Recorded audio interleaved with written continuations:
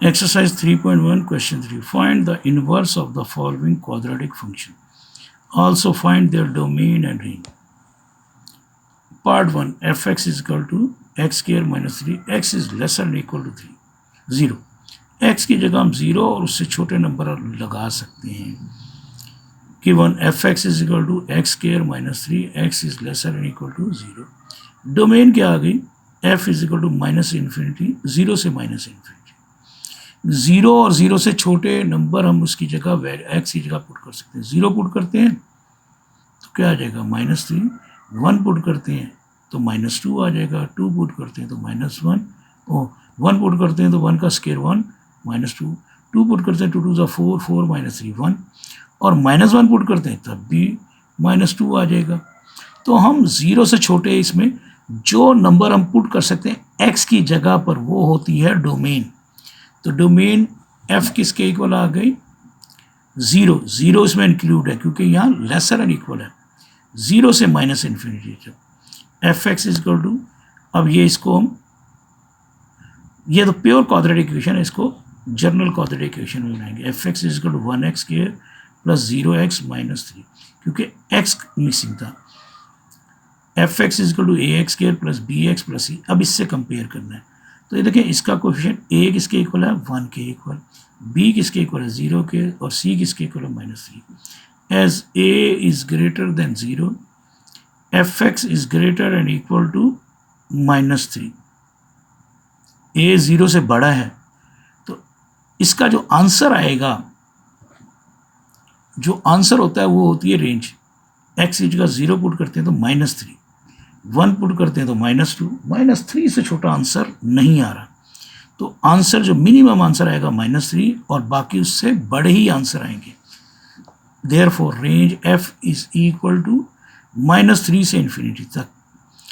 जब कोई number include हो, इंक्लूसिव, तो ये स्क्वायर ब्रैकेट, और इन्फिनिटी पर एंड हो गया तो ये वाली ब्रैकेट.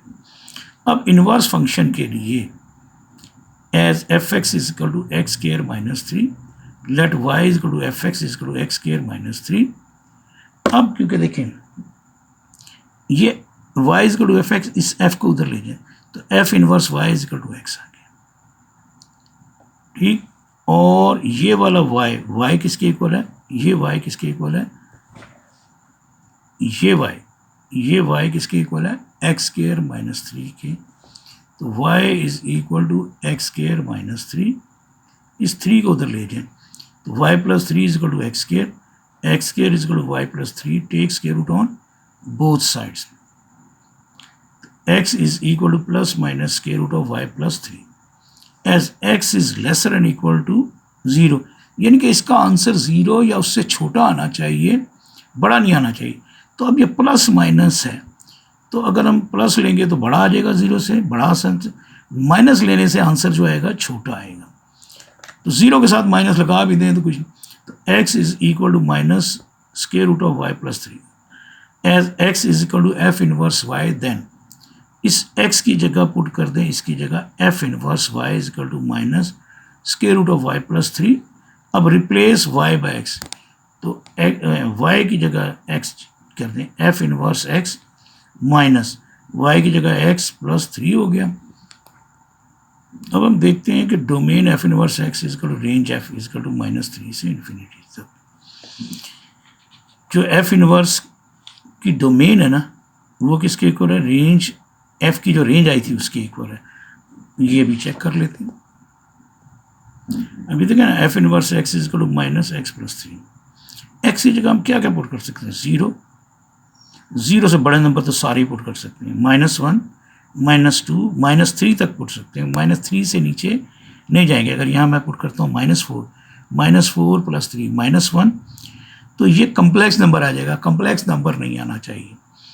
तो जो मिनिमम वैल्यू x की मैं पुट कर सकता हूँ -3, तो f इनवर्स x की डोमेन में क्या आ जाएगी? -3 और लेस देन और ग्रेटर देन -3 से लेकर वो आगे तक बढ़ा सकता हूँ.